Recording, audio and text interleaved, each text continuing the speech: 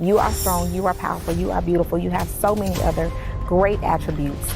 The hair is not everything. You are beautiful with or without it.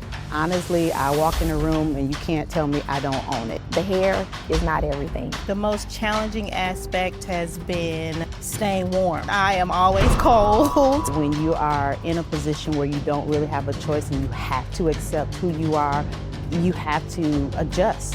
Now that I'm comfortable with it, I'm excited about it, I'm as free as a bird at this point. A lot of people say, you know what, there's so much power in your hair, but so are you saying that I'm lacking power because I don't have hair? You are beautiful with or without it. When my sister was diagnosed with breast cancer, out of solidarity, I shaved my head along with her. Due to a medical condition, I was informed that one of the side effects was hair loss. We are teaching women to embrace their baldness. One word to describe this journey: freedom. Courage. Empowerment. It's okay to be different, just be yourself.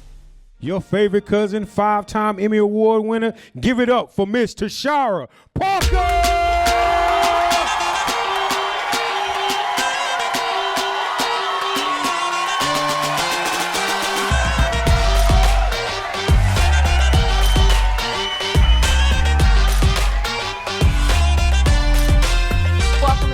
First ever live taping of the Loud and Clear Show. This is the beginning, y'all, of what is gonna be, oh my God.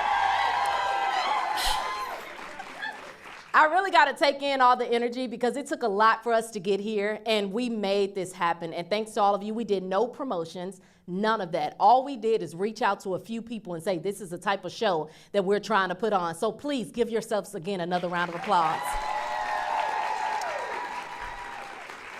Today's episode is so big for so many of us in this room. We're diving into a conversation that's so much more than skin deep. It's about confidence, resilience, and redefining what beauty truly means. Whether you have experienced hair loss yourself, maybe you know someone who has, or just need a reminder to love yourself unapologetically, tonight's show is for you. Now let me introduce you to our first guest. She is a trailblazer, a history maker, and a woman who made waves recently when she became the first ever Dallas Cowboys cheerleader to step onto the field proudly rocking her bald head. Cousins, I need y'all to stand on your feet and help me welcome Armani.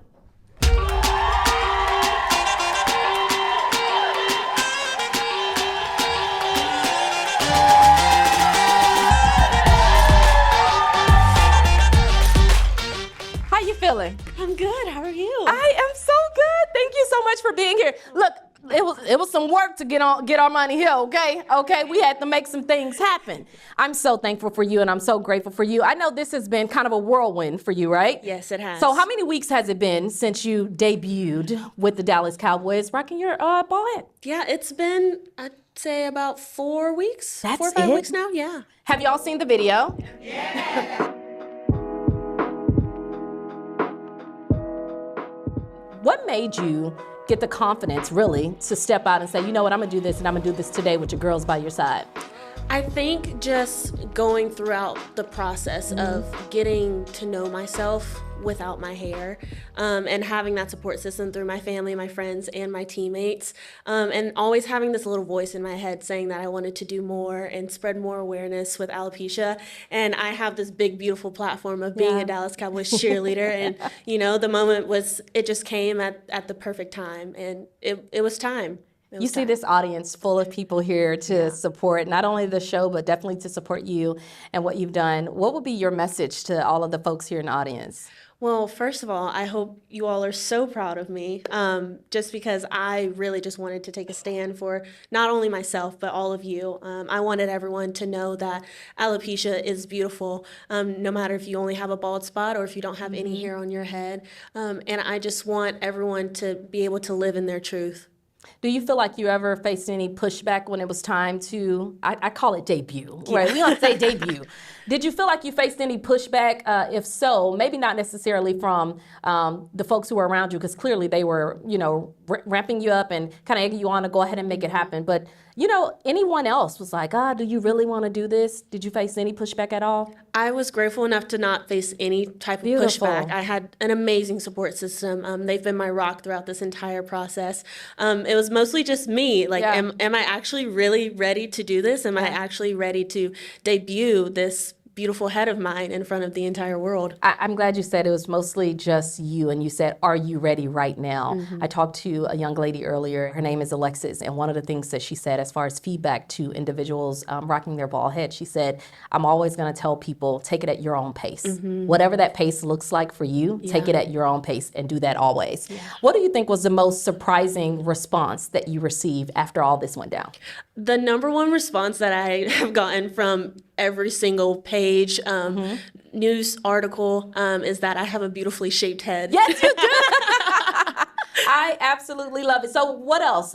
So they were talking about you had a beautifully shaped head. We got to see that. Yeah. But what else? What is some other feedback that you got from others? I think the biggest thing outside of my head being beautifully shaped is that I didn't realize how many people were feeling alone in this journey, in this process. And I think knowing that there were women who are older than I am who were reaching out saying, you helped heal that inner child in me who had to go through this alone.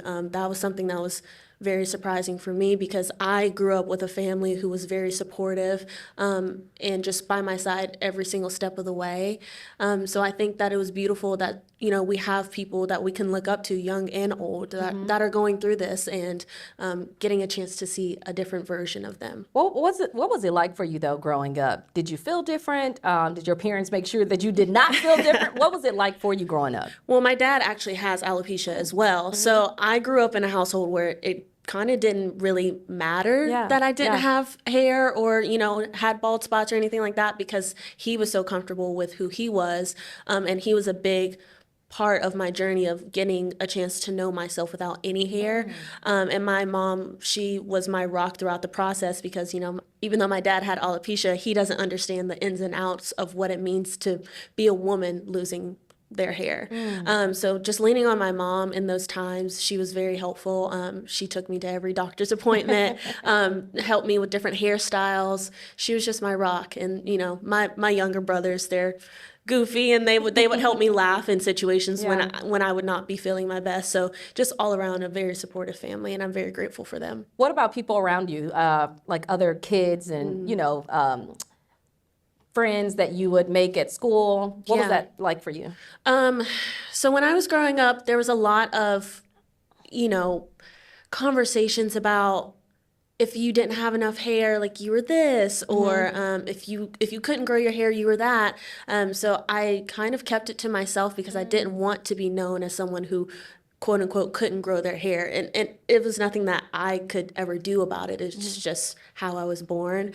But I did kind of not disclose that to kids growing up. But as I got older, I found my community of people who I could disclose that information to, and they were very supportive. So I've been very grateful to have found my people along the way. And I was about to say, you found your safe space. Yeah. People that make you feel safe, Absolutely. being comfortable to go ahead and share that. Yeah. For young people that are watching and that could potentially watch this in the future, what advice would you have to them, especially as it relates to growing up, right? Maybe not wanting to share because they don't feel safe in certain situations. What advice would you have to young people? I would definitely advise them to go out and try and find that safe space, whether it's a friend, a family member, sometimes a stranger who just gives you a smile can be your safe space for that day. Whatever it is for you, find that safe space. Feel confident in yourself throughout your journey and take it at your own pace. No one can force you to come out to people and tell them about your journey, but you have to look within yourself first and take it at your own pace and find that safe space, and all of those together will help you miles. Okay, look, it's been a whirlwind 4 weeks for you. Yeah. We all know that, and we all have seen the video, and if they haven't, they will see it.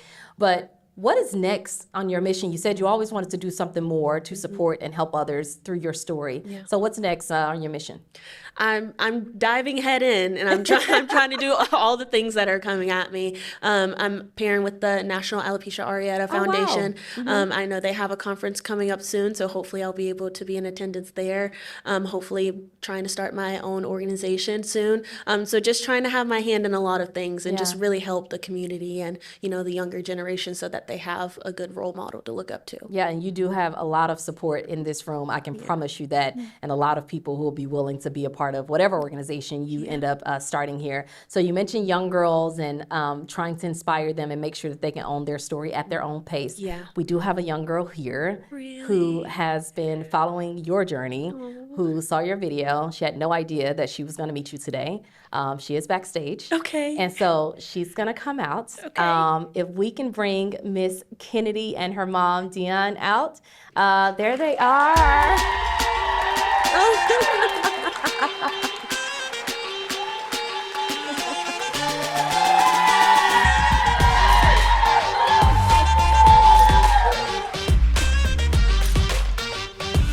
Kennedy, how are you? Good. Yeah? Wave to everybody. Say hi. Hi. Now, Miss Kennedy, you've been on your own journey, right, as it relates to hair loss. And Miss Tia, thank you so much for getting her here. Did you tell her anything? You didn't tell her. No, she had no clue. You didn't, Kennedy. You start speaking, and she was like, I think I guessed it. And when she asked me, she was like, am I meeting her? I was like, I don't know what we're doing today.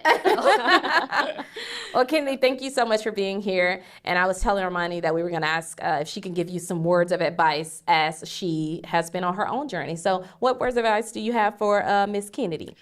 Yeah, well, I will definitely want to tell you that you are absolutely beautiful, more inside than you are outside. And I want you to always remember that. Always remember that, God created us exactly how we are supposed to be created. And as long as you know that and surround yourself with the best people, your journey is going to go far. And I mean, isn't she beautiful?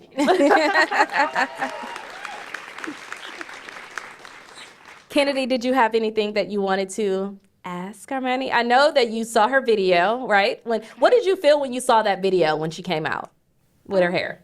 Happy to know there's more people like that. Do you have any questions for her? Did you want to ask her anything or tell her anything? I love the surprise element of it all. But see, you know what I love about this too is that she really had no idea that she was coming. Nothing until you said her name. Oh my goodness! Right there. That's when she found out. She had no clue. Oh my goodness! Well, Kennedy, we're so thankful for you. I'm so. Truthfully, I want you to know you're beautiful, and that's one of the reasons that we wanted to have Armani here to talk directly to you so that you can have a chance to meet her and actually have a chance to be face-to-face with someone who has been in your shoes for sure. Thank you, Miss Kennedy. How old are you? 10. 10? 10. Oh beautiful, beautiful, beautiful. Dion, anything that you wanted to add in? Because I know you've been with her, and the reason we found you is because you post videos of encouraging her. So did you have anything at all that you wanted to share? Just be yourself. Literally, when you're yourself, people they accept you no matter what. Of course, there's bullies and things out there like that, but we've had the best journey with children, her classmates, her teammates. Everybody is very accepting. It's more so, unfortunately, adults who are kind of in shock, and they always put it like cancer as soon as they see a bald head. But alopecia is a thing, so just kind of be more accepting as adults. Children have been very open and very, everybody is going through things. Some people's journey is visible and others are internal, but everybody's going through something. And that's what we're all here for, to continue having that conversation, because that's what it's all about. Please give it up one more time for Armani, Miss Kennedy, and Miss Dion. So our next guests are here to break down the science and emotions behind hair loss. They're experts in their fields and have helped so many people on their individual journeys. Please welcome to the stage Dr. Tanya Reddick-Rogers, a dermatologist specializing in hair loss, and Dr. Quavandra Perry, a clinical psychologist with expertise in self-worth and resilience. Please help me welcome both of them to the stage.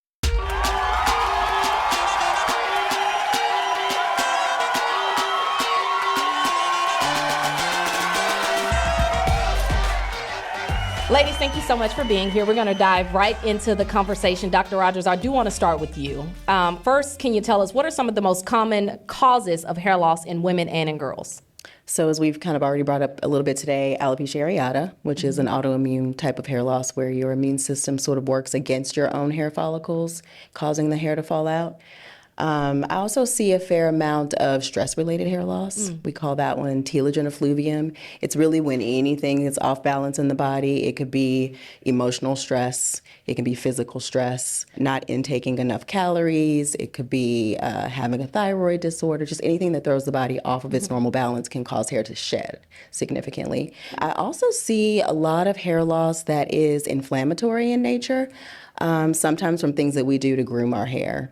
So from chemical relaxers are probably the most common cause, and then heat exposure to the scalp. So straightening the hair, but bringing the heat a little bit too close to the skin, that can cause an inflammatory type of hair loss called centrifugal cicatricial alopecia. What did it say? It's a long one. So some you may see it mentioned as CCCA online or CCSA. Another term for it is follicular degeneration syndrome, or FDS. And that's when the hair follicles are repeatedly inflamed and damaged through chemical or thermal exposure. What about braids? Yes, that's another big one. Traction alopecia. So Because I got me some little.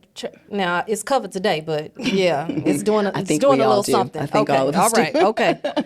And so that is a type of hair loss that you can experience from pulling the hair too tightly or anything that rubs the hair. So I see that often when, women or men are wearing braids, wearing weaves or sewn in or glued in extensions, or if they're wearing wigs, because wigs also lay along the hairline and there'll be a little bit of friction throughout the day.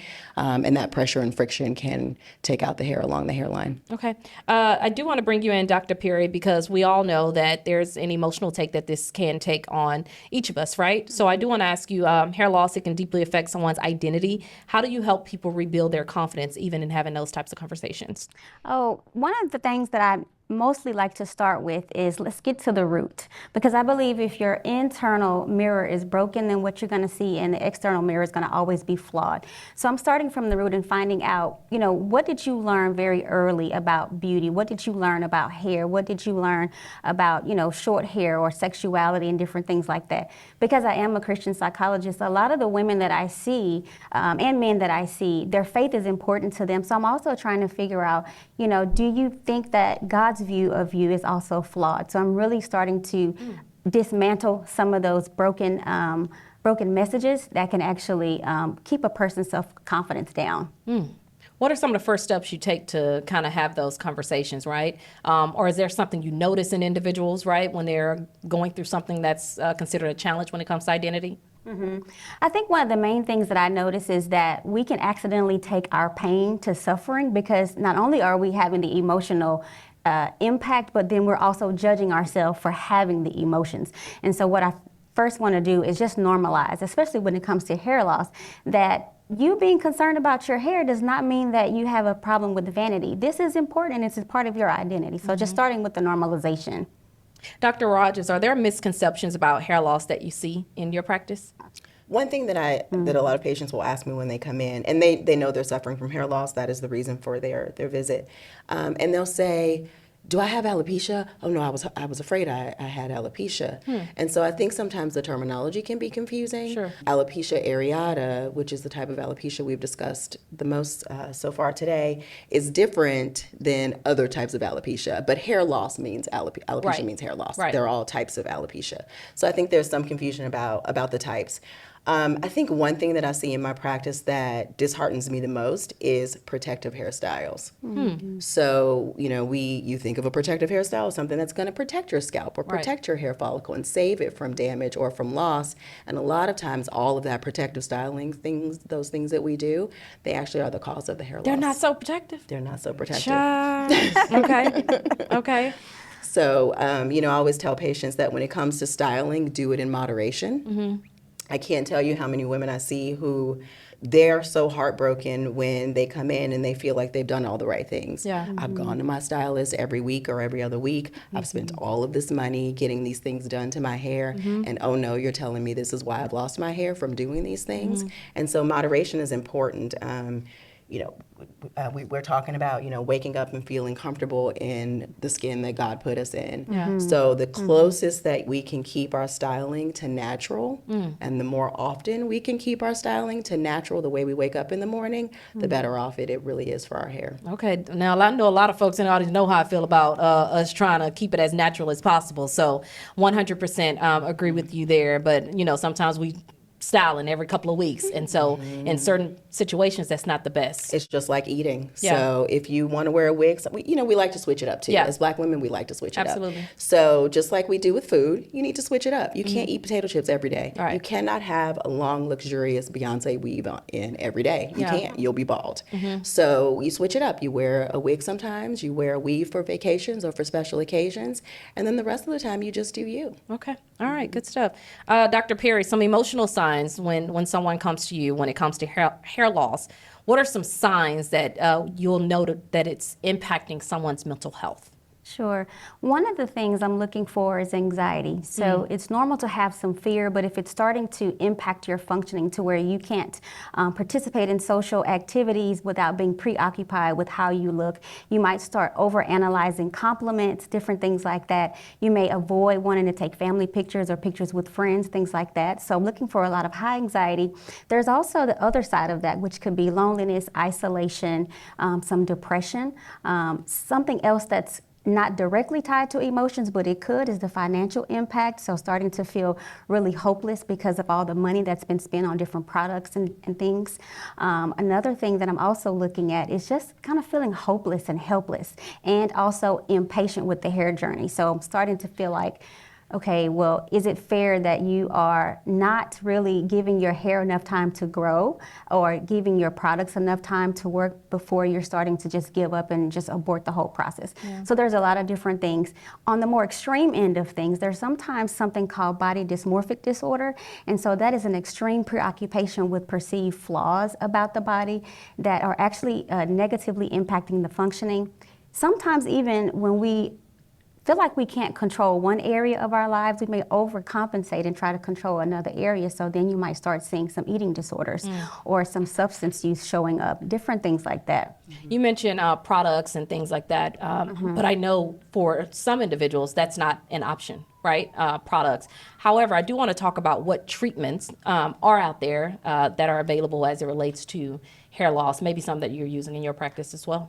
Yes, so sometimes we do medications that are injected into the scalp, so injectable steroids, sometimes to decrease the immune response that the skin is having that's fighting the hair. Sometimes I might prescribe oral medications for patients, antibiotics, not necessarily for the purposes of killing bacteria, but to decrease inflammation.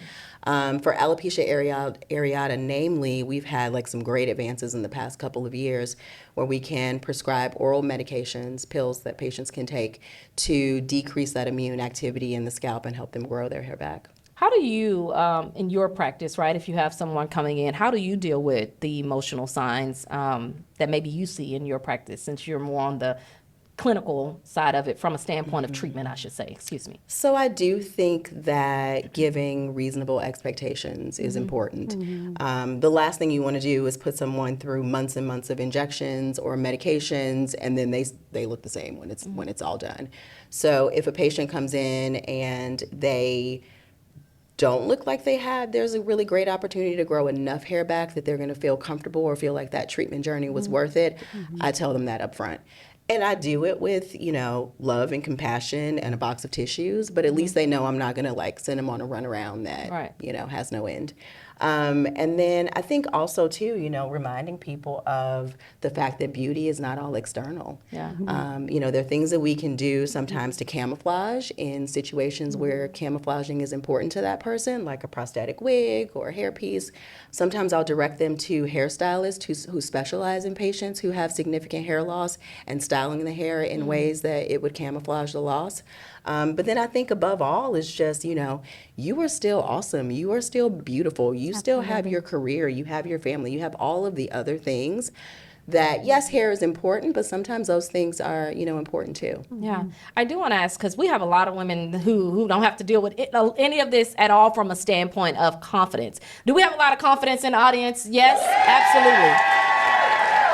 So I want to ask from a standpoint of just supporting each other, right? What advice do you have for women supporting each other, standing up for each other, men and women, supporting and standing up for each other, especially when, sometimes they can feel like the weight is on them, but they're trying to show up for others in the same way? Absolutely. I would also start out with some education, because I think a lot of people, are just unaware, and like, somebody said earlier, that the assumption that there's cancer, right? The baldness means cancer. So helping to educate other people, helping to speak up for that person when you realize that, okay, that they seem like they need a break. So how can I assist you? But then one of the most important things that I actually recommend is giving yourself and giving each other non-physical compliments. Yes. So I think that is very, very powerful. Really saying, you know what, I really appreciate you. I like that you're grateful. I like that you have a lot of integrity. So just really normalizing non-physical compliments. I love that so much, because the first thing to say, oh, I like your outfit or whatever, or your hair or your nails or whatever the case may be. It's always something like that. Yes. But when I looked at both of y'all profiles, I love the education. Okay. I was like, oh, we got some sisters we can have on the set. So I appreciate you for saying that. Was there anything else that you felt like we did not touch that maybe was important or pertinent to the conversation? We mentioned it a little bit earlier on, is the Alopecia Areata Foundation. Sure. And so that is a place where people who are suffering from hair loss can go online and get reasonable tips. They can get information from other people who suffer from the same condition. And I think that often gives the education and the support of knowing that there are others out there like you who, are going through the same. Okay. Thank you, ladies. Give it up one more time for Dr. Perry and Dr. Rogers. So our final guest took her personal experience with hair loss and created a whole movement. She is the founder of a community that is empowering women dealing with hair loss everywhere. Cousins, I need you to stand on your feet, and let's help welcome Miss Jimmy Sanders.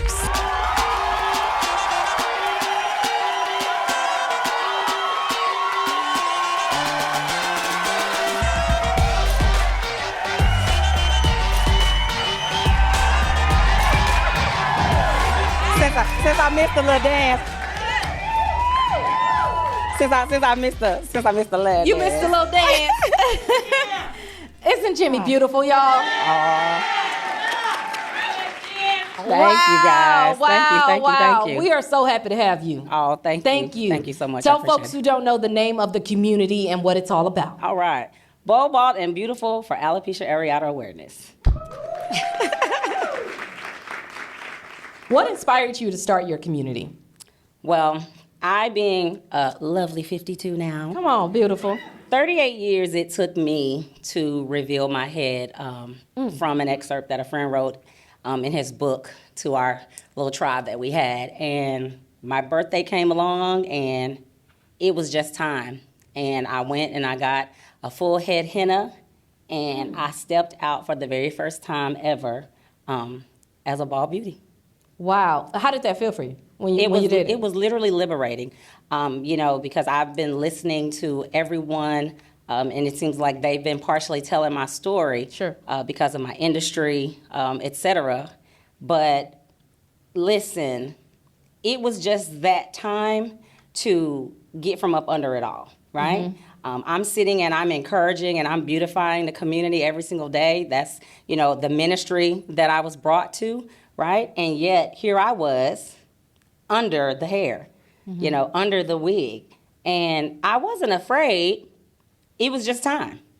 It was just time. And I think the message that I try to send is that God has a purpose for every last one of us. And a lot of times the door that's being knocked on is ours. Yeah. And sometimes we just got to pay attention, be obedient, and step off into it. Because guess what? Wherever he's taking you, he's going to guide you through it. Always. Absolutely. Yes. Absolutely. Y'all can clap for that. Absolutely. Absolutely. What, Jimmy, has been the most rewarding part of you creating this space? The most rewarding part was people getting it, seeing that my my message, my purpose, my being wasn't for naught. That my walk every single day, everywhere I go, somebody's waiting for me.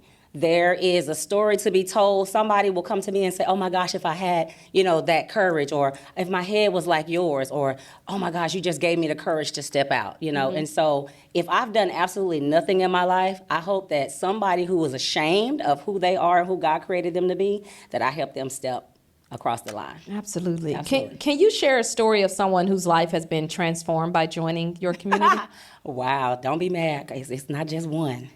I would say one, and because she's in the room, when it comes to relationships, we put everything in it.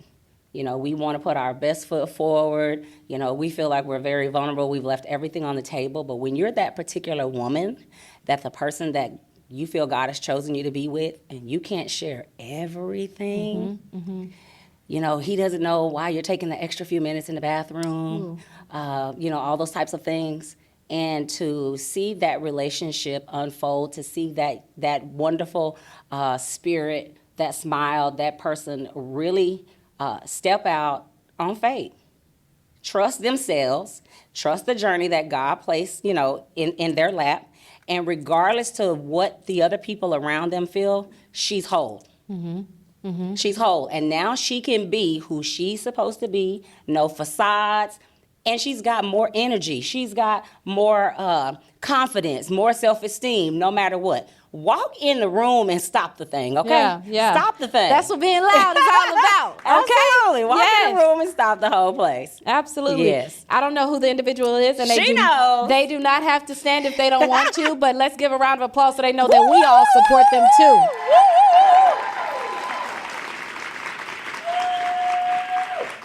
What do you feel like people miss when it comes to hair loss, alopecia awareness? What do you feel like is missing from that conversation that you guys have been able to kind of bring to light in your organization? Well, nothing missing, of course, within. However, because society does see beauty in one aspect, and I think the people who actually force individuals to put the guard up, you miss meeting the real person. Yeah. You miss meeting the real personality, and I think you miss out on so many opportunities when you do that. And I think sometimes the people around you are afraid the fact that they're going to get left behind. Ooh. Because so many doors are going to be opened up for you. You're going to walk in the room, and things are just going to happen. Yeah. Unapologetically. Things are just going to happen, and that's the way it should be. Everyone should be allowed to be who they are, right? And where some people, you may not be the one, you may be the behind the scene person, but if I'm the upfront person, everybody has their own role. Yeah. Let me take my role. So don't be afraid because the person in your life has this position. Everybody's got a part to play. Absolutely. Don't dim their light. And no production is what I'll call it this, because that's what this was, right? Absolutely. No production is complete without everybody playing their part and playing their role. So it all means that we need to get in the position that we were bound for and make it happen. Thank you for mentioning that. What's next for your organization? Oh, wow. Many, so you don't know that, but many around me know that I started this organization a little over 10 years ago. And in the beginning, it was about the relationships for whether dating or husband and wife. It was for the young children. It was for men, because we are connected with men too as well. And so for me, now it's more of a sisterhood kind of sort of, because so many more ball groups have emerged, and I absolutely love to see it. At the same time, there's so many people that are still living in shame, still afraid, getting up, can't go out without the wig, can't go with. You've got to love you first. If nothing and nobody else in the room, right? And so for me, it's about connecting. I want to know what you're doing because I want to be there. Don't wait for me. You get what I'm saying? We are a community. We may have all different small names, here or there, so on and so forth. But it's about lifting us just like everybody else gets lifted, right? So if that means that no matter what you're doing out here, you're having something and you look out and you see 1 or 2 bald heads, if that's what it takes, baby, let us get in the room with you. Right. So for me, it's about building a stronger foundation, especially right here in Dallas-Fort Worth, because we are too big and we got too many beautiful baldies. Yes. To be hiding, okay? I work in the hair industry, so every single day, I'm telling my clients, I've been a natural hairstylist for almost 10 years. Yeah. So I've been that person to move my clients out of the chemical, get them to natural, getting to the healthy scalp, this, that, and other, whatever, so on and so forth. But I want us to grow a bald community that is respected. I want the world asking us what y'all got going on. Okay. We trying to be at y'all's events, right? And so it's all about loving you. So Bold, Bald, and Beautiful is here for that. We are men, we are women, we are children, and I'm so excited because I've been able to participate in some things that I once upon a time dreamed of doing, but I'm glad somebody else is doing it because I don't want to be the one to always lead the pack, right? And so from the pageant, to the conferences, all of that good stuff, and I've had great conversations, behind the scene, being able to see other young individuals, share their stories, live their stories. We've got books, we've got walks, we've got parades, we've got pageants, we've got all kinds of things that are going on, and people need to know. Those who want to connect, please absolutely do connect, because there is way too many of us here. There's way too many resources, and there's way too many of us here to have to go outside. So these are some of the connections that I'm grateful and I'm thankful for, and I'm so ecstatic to see you guys all here. You mentioned a lot of different work that you're doing, work that you are considering to amplify the work that you're already involved with. How can people get involved? Yes. Okay, whether they are dealing with hair loss or have alopecia or not. How can I get involved and support the work that you're doing? Absolutely. So if you connect with me, Bold, Bald, and Beautiful, you can do @Gmail if you want to email me, but that is also the social handle as well. And of course, my personal is Jimmy LaVon Sanders. Because being a stylist, people feel like, well, she's already a stylist, she's already tapped in or whatever, but I can't be everything. So those things have to be delegated. So I would definitely, absolutely love for somebody to take the reign. Take the reign. Exactly, to be able to delegate that. But this is not about me. Bold, Bald, and Beautiful. I'm just glad, or in my time, to have been the face and the head that somebody needed to see so that they could shine. Okay, give it up one more time for Jimmy, y'all. You guys, that is our first ever live taping of the Loud and Clear show. We had an amazing audience, so much information shared, so many individuals, you guys. We have to remind ourselves that it is about the beauty within. Crowd, please give yourselves a round of applause. Thank y'all so much for being here in the building. That is a wrap.